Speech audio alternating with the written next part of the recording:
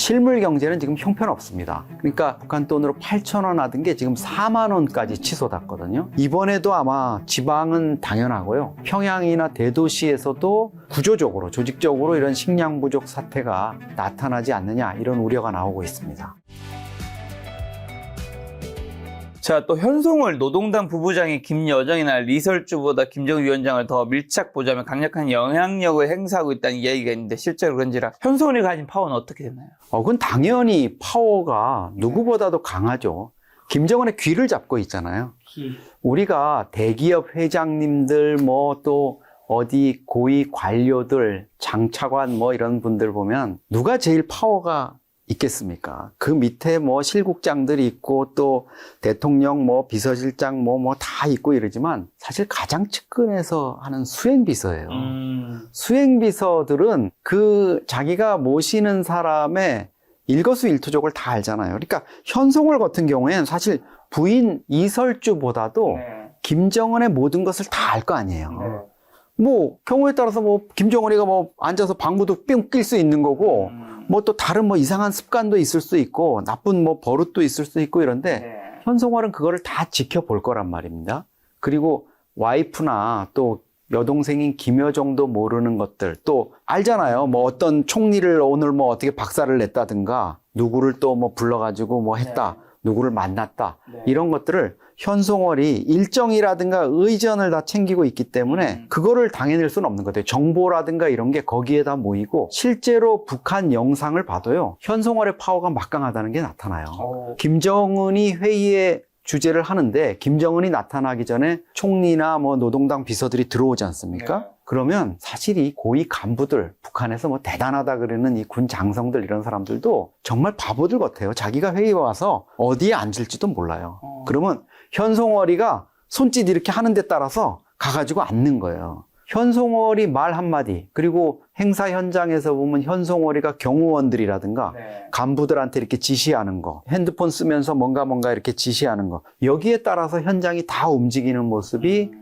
포착이 되고 있습니다. 북한에서는 우리가 흔히 이름을 들어본 사람으로는 이제 김주애, 한송월, 뭐 김여정, 리설주 등등 있는데 여자 권력으로는 이제 당연히 뭐 김주애가 원탑일 거고 그 다음 순서대로 하면 어떤 분들이 딱딱 될까요? 저는 그래도 주애는 뭐 딸이니까 그렇고 그 다음에는 뭐 당연히 이설주죠. 이설주는 지금은 뭐랄까요? 거의 뭐 김주애를 수렴청 정도 할 수 있는 그리고 김정은과 이설주의 관계가 의외로 좋습니다. 제가 보면 뭐 물론 우리가 자세한 내막은 모르지만 김정은이 지금 그 와이프 외에 다른 결혼을 한 뒤로 뭐 다른 연문설이 나오거나 뭐 이런 것들이 사실 없거든요. 그리고 결정적인 거는 김정은이 이설주하고 그 커플 시계 스위스 뭐 모바도니 뭐 이런 시계 차고 있는데 열심히 아직도 커플 시계 차고 있더라고요. 그 뭐 싫으면 그런 거 잘 안 차지 않습니까? 그렇죠.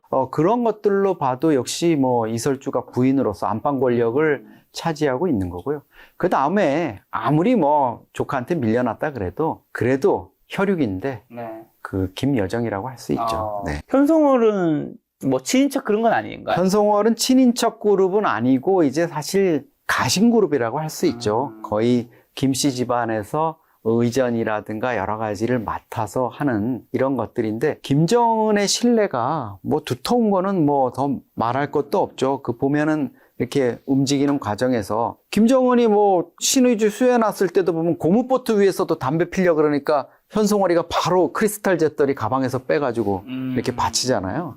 그러니까 현송월은 보면은 이제 김정은의 일거수일투족을 보면서 모든 걸 파악한 것 같아요. 그 다음에는 저 사람이 뭘 원한다. 뭐 꽃다발 받으면 가가지고 타이밍 정확히 맞춰서 탁 받아내고 이러는 것들 이제는 뭐 15년 정도 호흡을 맞췄으니까요. 거의 완벽해졌다 이렇게 볼 수 있습니다. 자, 그럼 김정은 나중에 급작스럽게 유고시 준비 안 된 김주애 대신 김여정이 대신 통치할 수 있는 그런 시나리오도 당연히 있는 거겠죠? 준비 안 된 김주애 지금 말씀하신 고 전제하라면 김여정이 당연히 1순위입니다. 네, 뭐 지금 김정은이 최근에 들어와서 연설이라든가 뭐 당간부들 얘기하면서 10년만 더 우리가 열심히 하자 이런 얘기 하거든요. 그게 이제 10년 더 열심히 하면 본인이 한 25년 집권을 하는데 그런 어떤 물리적인 기간보다는 10년만 더 시간이 지나면 김주애가 이제 성년이 됩니다.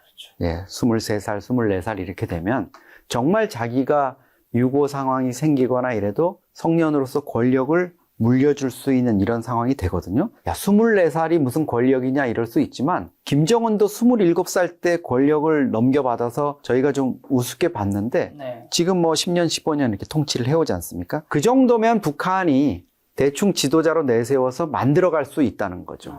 그런데 이제 그 정도의 김정은이 생각하는 기간보다 훨씬 빨리 자기한테 어떤 건강상의 문제라든가 이런 게 생겼다. 이러면 김여정이 1순위가 되는 건 당연합니다. 그래서 노동당 9차 대회가 이제 뭐 곧 열리니까 노동당 규약을 또 어떻게 손볼지는 모르지만 지금까지 가장 최근에 노동당 규약이나 그 규정에는 김정은 총비서 바로 밑에 그 제1비서를 두게 돼 있고 그 규정이 이제 있습니다. 근데 그 자리에 누가 지금 임명이 돼 있는지는 아무도 몰라요. 그게 유사시에는 이제 핵 버튼도 누를 수 있고 뭐 이런 지위일 텐데 그게 저희는 이제 김여정이 그 자리에 올라 있을 거라고 이렇게 판단을 하고 있습니다.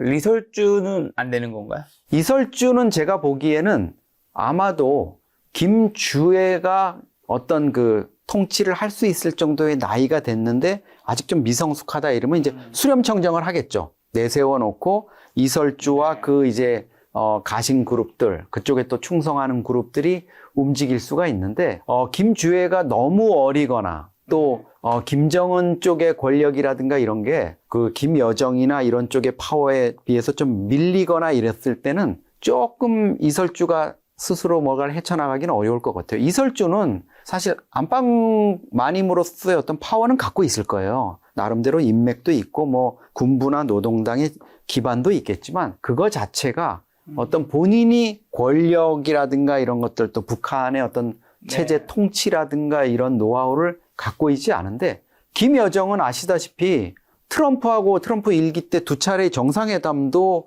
자기가 오빠를 수행해가지고 해봤고요. 3차례 남북 정상회담도 해봤고 뭐 푸틴 만날 때 시진핑 만날 때 다 해봤지 않습니까? 그리고 그동안 15년 동안 오빠를 따라다녔어요. 네. 그러면 통치와 관련한 어떤 간접적인 후계 수업? 그것도 본인은 아마 그럴 겁니다. 내가 오빠만 할게 못할 게 뭐 있어 이런 생각일 거고요. 사실은 이 두 사람의 아버지인 김정일 국방위원장도 우리 정보당국의 첩보에 의하면 그런 얘기를 했다 그래요. 김여정을 보면서 야, 저놈이 남자이기만 했어도 그러니까 권력에 대한 지향점이라든가 이런 뭐 리더십이라든가 이런 게 김여정도 만만치 않았다는 거죠. 남자였으면 좋았다는 건가요? 그렇죠. 그런 얘기를 했다는 거죠. 부담되지 않을까요? 누가요? 김여정이 김정은 입장에서.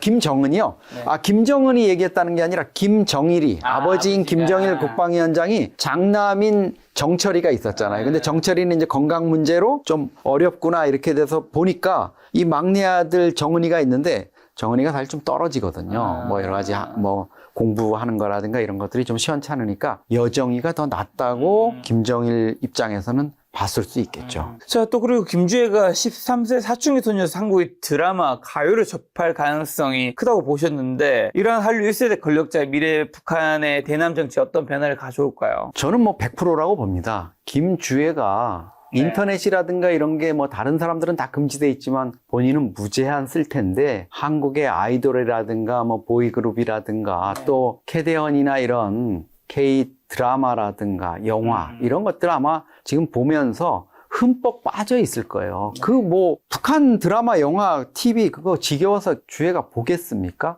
그런 상황이기 때문에 김주애가 그런 드라마 보고 이러면서 뭐 대남 적대감을 키우지는 않을 겁니다. 저는 사실 김정은이 일본에 대해서 의외로 좀 주민들한테는 반일, 반제국주의 강조하면서 본인은 일본에 대한 약간의 우호적인 이런 시각을 좀 드러내잖아요. 본인 뭐 렉서스 몰고 다니고 그다음에 경호 차량으로도 일제 도요타 이런 거 쓰고 그다음에 김주애가 밥 먹고 이럴 때 보면 항상 그 아지노모토 일제 깨소금이 놓여 있고 이런 거 보면 그거 만약에 김정은이가 반일 감정을 갖고 있고 이러면 그거 하게 하겠습니까? 근데 엄마인 제일동포 출신 고용이로부터 어떤 일본에 대한 좀 좋은 느낌 이런 것들을 받은 것 같아요. 선진적이고 그런 거. 김주애도 아마 K-드라마라든가 이런 K-문화, K-컬처, 한류를 통해 가지고 한국에 대해서 나름대로 괜찮은 느낌을 갖지 않을까 이런 생각도 해봅니다. 북한이 신년 행사 등에서 가족 동반 모습을 노출한 것은 체제 안정을 위한 전략으로 보이는데, 하지만 외신에서는 가한 연출이 역효과를 내고 있다는 얘기도 있는데요. 그 김주애가 김정은한테 골뽀뽀도 했었죠. 제가 보기에 좀 오바였어요. 네. 물론 사회주의 국가에서 우리가 좀 문화적인 차이는 있습니다. 네. 북한이 보면 뭐 푸틴하고 김정은하고 만나거나 이러면 과거에는 더 했지만 이렇게 뭐 서로 이렇게 하면서 이렇게 볼에다가 키스하듯이 이렇게 볼을 마주치잖아요. 네. 그리고 작년 5월에 김주애가 평양에 있는 러시아 대사가 갔을 때도 이제 최근에 사망했지만 마체고라 대사가 그렇게 뺨에 이렇게 입 맞추는 이런 러시아식, 서방식 이제 이런 모습을 보였는데, 아마 그런 모습을 통해 가지고 좀 주민들한테 신년 경축 행사에서 김주애 또 사랑받는 딸, 아버지, 그리고 이번에는 작년과 달리 이설주도 나왔잖아요. 그래서 이 가족적인 이런 것들, 북한이 뭐 북한 체제 자체를 사회주의 대가정이라고 얘기를 하니까 이런 걸 보여주려고 그랬는데 그게 좀 과하다 보니까 김주애가 옛날에는 뭐 아빠 뺨을 이렇게 만지는 정도였는데 이번에는 위에서 이렇게 아빠한테 뭐 이렇게 하는 걸 하다 보니까 그게 좀 지금 뭐 구체적으로 말씀드리긴 그랬습니다만 외신이나 이런 데서 이게 좀 그로테스크하다. 야, 저게 뭐냐. 주민들도 사실 북에서 오신 탈북민 분들이나 여쭤봤거든요. 좀 이상하대요. 이게 북한 주민들이 보고 좀 징그럽다 이런 느낌 받았을 것 같다는 거예요. 뭔가 단순 뽀뽀보다는 좀 더 가해 보이는 느낌이. 그렇죠. 그 연출이 좀 잘못됐습니다. 그게 분위기도 그날은 그런 모습을 보일 그런 자리가 좀 아니었습니다. 자, 북한 GDP가 또 2년 연속 성장했지만 민생은 도외시 한 채 군수공업과 가시용 건설에만 자원이 집중되고 있는 이유는 뭘까요? 뭐 3%, 4% 이렇게 2년 연속 성장해서 야, 북한 경제 잘 돌아가는 거 아니냐 이렇게 생각하실 수 있는데, 전쟁 초기에는 러시아도 그렇지만 군수 경제 힘으로 돌아갑니다. 그러니까 건설이 뭐 10% 이상 뛰었다 이렇게 돼 있고요. 그다음에 포탄이나 무기 뭐 이런 것들 러시아 주려고 많이 만들고 또 러시아에 왕창 줬으니까 북한의 무기고도 이제 채워 넣어야 될 거 아닙니까? 그렇죠. 그게 돌아가면서 이제 이 지표가 올라간 것뿐이지 실물 경제는 지금 형편없습니다. 그러니까 1달러당 북한이 한 북한 돈으로 8,000원 하던 게 지금 4만 원까지 치솟았거든요. 쌀값도 공교롭게 1kg가 그 정도 됩니다. 뭐 8,500원 요 정도 됐는데 지금 3, 4만 원 한다는 거죠. 그러니까 이게 환율이 그렇게 뛴다는 거는 북한 가치가 지금 폭락하고 있다는 거고, 달러하고 위안화가 지금 거의 기축통화가 되는 이런 뭐 달러라이제이션 또 이런 표현도 있습니다만 그런 쪽으로 옮겨가고 있고요. 식량도 사실 외부에서 좀 유입이 되고 이렇게 됐다면 중국이나 러시아로부터 좀 받아가고 했으면 식량 가격이 떨어져야 되는데 이게 지금 올라가고 있어서 주민들 입장에서는 지금 뭐 말이 아니죠. 북한 주민들이 사실 2,500만 명 중에서 한 40%인 1,100만 명이 만성적인 기아에 시달린다. 뭐 이런 얘기가 있는데, 이게 좀 심각해질 수도 있습니다. 과거에 2023년 뭐 이때 북한이 개성 지역에서 처음에 아사자가 나왔고요. 그다음에 평양에서도 식량이 부족해가지고 김정은 위원장이 본인이 갖고 있던 비축하고 있던 뭐 비상 식량을 방출해라. 이렇게 지시를 해서 불을 끈 적이 있는데 이번에도 아마 지방은 당연하고요. 평양이나 대도시에서도 구조적으로 조직적으로 이런 식량 부족 사태가 나타나지 않느냐 이런 우려가 나오고 있습니다. 평양에 80층 고층 아파트도 짓고도 전력 부족으로 엘리베이터조차 제대로 가동하지 못하는 북한 인프라의 현실은 어떨까요? 고층 아파트 지은 지는 이거 몇 년 좀 된 거죠? 그렇죠. 이게 이제 김정은 집권 초에 시범적으로 지었습니다. 2011년에 김정은이 집권해서 한 2015년 뭐 이렇게 했는데 한 10년 정도 지났잖아요. 근데 우리 같으면 이런 이제 고급 주상복합이라든가 이게 지금 10년이면 사실 다 이제 길이 잘 들어가지고 잘 돌아가는 시스템이 요 정도래야 되는데 북한은 이게 10년도 안 돼가지고 지금 여러 가지 문제점이 나타나고 있습니다. 뭐 균열이 생긴다거나 여러 가지 물이 새고 이 축이 좀 기울어지는 이런 문제가 나타나고 있다고 하죠. 뭐 얼마 전에는 큰 또 화재가 있어가지고 전소되는 이런 사고도 있었는데요. 우리 같으면 이제 이런 상황은 없죠. 근데 북한 같은 경우에는 안전 기준 건축, 그 다음에 자재 장비라든가 이런 걸 쓰는 거, 또 공법의 문제 이런 것들로 이제 이런 상황이 생기는데 김정은이 최근에 뭐 지방에 병원 짓고 뭐 이런 서비스 센터 이런 거 지은 다음에 방문을 합니다. 이번에 그 말씀하신 함경북도 경성의 그 온천 네, 가가지고도 온천 들어가자마자 제일 먼저 하는 게 물 나오는지 수돗물 틀어보잖아요. 이게 뭐냐면 북한의 인프라가 그만큼 열악한 거예요. 전기 제대로 안 들어오고 그다음에 수도가 제대로 안 되고 상하수도 이 배수 이런 게 안 되고 이러니까 80층 아파트 이거 시범적으로 지어놓으면 뭐합니까? 엘리베이터가 제대로 못 다니거든요. 기껏해야 출퇴근 시간에 잠깐 다니면 나머지 여러분 80층 뭐 펜트하우스라고 사는데 낮에 갑자기 볼 일이 있어서 내려가야 되는데 80층? 그래서 내려가긴 내려가겠죠. 올라오는 건 사실 보통 불가능합니다. 이런 상황이 이제 이어지고 있으니까 북한의 인프라 뭔가 보여주기 식으로 하기는 하는데 전반적으로 지금 전력이라든가 어떤 수도, 상하수도 이런 부분에서 심각한 문제점이 나타나고 있습니다. 자, 근데 김일성대 교수 부부조차 장마당에서 물건을 팔아야 생계가 유지될 정도로 힘들다고 하는데 이게 정말인지라 북한의 배급 체계가 이렇게 붕괴된 이유는 뭘까요? 과거에 김일성 시대 때만 해도 사실 북한의 웬만한 계층들까지는 다 이제 공급이 이루어졌죠. 그러니까 공급 세대라고 부릅니다. 그래서 뭐 한 달에 쌀은 얼마 나온다, 된장은 얼마 나온다, 식용유 얼마 나온다 이렇게 쿠폰이나 이런 것들로 나오면 동네에 있는 배급소에 가가지고 보급소에 가가지고 이제 가져오면 됐는데 이게 김일성 사망하고 90년대 중후반에 고난의 행군이 시작되면서 배급 체계가 무너졌거든요. 그러면서 이제 장마당에서 각자 도생하면서 먹고 살아야 되는데 이게 이제 심각한 문제가 생긴 겁니다. 북한 주민 보통 근로자 평균 월급이 3,000원이거든요. 근데 한 달이요? 예, 북한 돈으로. 근데 이게 1달러가 시장 환율로 하면은 8,000원입니다. 이게 말이 안 되는 거죠. 그러니까 3,000원 받아도 아무런 구매력이 없는 거예요. 그러니까 버터빵 뭐 이렇게 그 북한 장마당에서 파는 5개 사 먹으면 끝나는 돈입니다. 그래서 탈북민 분들한테 한번 물어보십시오. 만나면 월급 얼마 받았습니까? 이러면 손사래를 치죠. 아유, 그거 무슨 의미도 없는 거 왜 물어봅니까? 그런데 북한에서 이제 소위 특수계층이라고 부르는 일부 계층들이 살 수 있는 건 그 사람들한테는 아직도 배급도 이루어지고요. 그 다음에 중요한 건 그 사람들이 움직이는 경제는 달러하고 위안화 경제입니다. 그러니까 본인들이 뭐 외교관이라든가 집안에 누가 있어서 무역 일꾼이라든가 해외 근로자로 나가서라도 달러를 좀 챙겨가지고 들어왔다. 아니면 가족 중에 누가 가서 그런 것들을 좀 이렇게 낙수 효과로 이렇게 누릴 수 있다.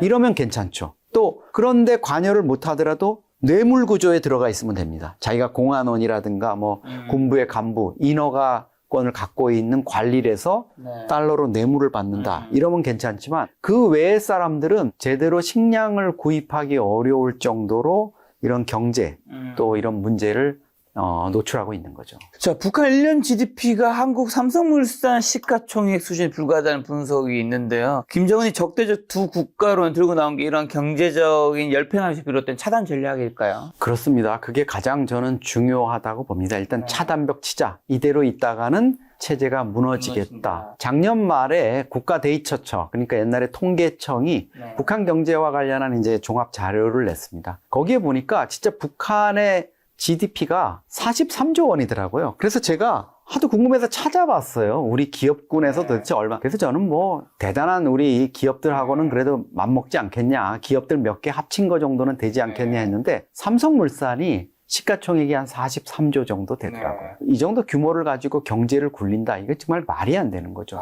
삼성물산 지금 51조인데. 아, 그렇군요. 이제 51조니까 삼성물산보다 그러니까 훨씬 작아요. 이게 보면은 북한의 경제 GDP가 우리 한국의 지금 59분의 1입니다. 과거에 한 10년 전만 해도 제 기억으로는 북한이 우리보다 뭐 3, 40배 좀 떨어져 있다 이렇게 얘기했는데 30분의 1, 40분의 1로 지금 60배가 된 겁니다. 격차는 더 벌어지겠죠? 그렇죠. 그러다 보니까 이게 지금 북한 경제가 전혀 뭐 성장을 할 수가 없죠. 이 구조 자체가. 중국에다가 교역을 뭐 98% 의존하고 있는 이런 상태니까. 그러다 보니까 김정은도 알죠. 이제 한국과 어떤 경쟁을 해서는 체제 경쟁에서는 이길 수 없다. 근데 보니까 핵하고 ICBM을 자기네가 가지고 있거든요. 이거 가지고 한 10년 정도 폼을 잡고 뭐 협박도 하고 올려봤는데 사실은 김정은 입장에서 보면 이게 뭐가 별로 쓸모가 없는 거죠. 핵을 가지고 뭐 당장 뭐를 할 수 있는 것도 아니고 이러다 보니까 최근 들어서는 이제 재래식 전력 이런 것들을 지금 증강하겠다고 뭐 군함도 만들고요. 전차도 이제 신형 전차 만들고 드론이라든가 뭐 다른 전투 장비들 만들고 이제 뒤늦게 이런 작업들을 나서고 있는 것 같습니다.